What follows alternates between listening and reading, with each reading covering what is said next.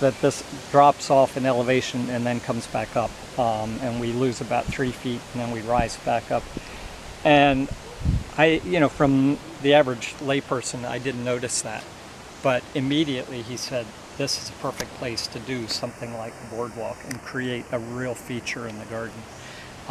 And so we did that to span that elevation difference, but also to not disturb the roots of these Norway spruce that are mature and spectacular. And we wanted to create a space where you walk under the canopy of the Norway spruce and have them just barely above your head and create this really neat tunnel kind of effect.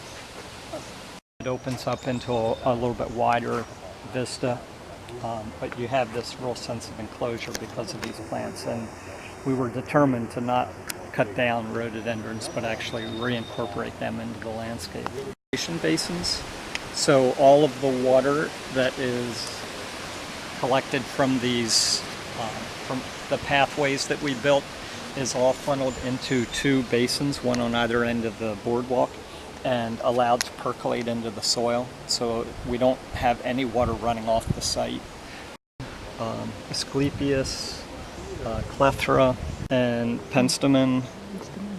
Asclepias, which is butterfly weed, and some Clethra, which is a flowering shrub. This is the Garden of Hope, and this is a space that's meant to just be a spectacular, beautiful site. Just a real, I don't want to say a riot of color, but a lot of different colors. We started with things like yellows and transitioned to reds and oranges and then pinks, purples, blues, and so we tried to create kind of a rainbow of colors that flows all the way around the space. We also incorporated 2 water features here. These are kind of fun. We've got plants growing in the water features. They add sound to the garden, which was another element, one of the senses that we wanted to incorporate in the garden. So we have sound.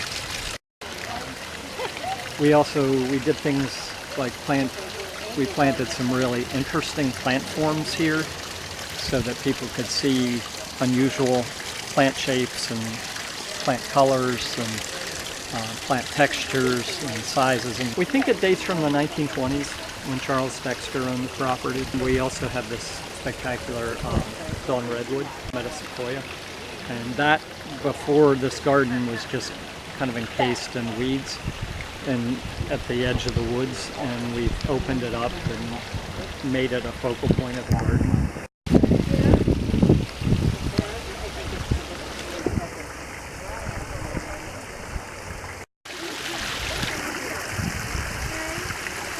Parallel bars for folks that are just learning, or relearning, I should say, and not quite sure themselves, and they can come here. We worked with Spalding Rehab to get their input on the whole garden, but this area in specific.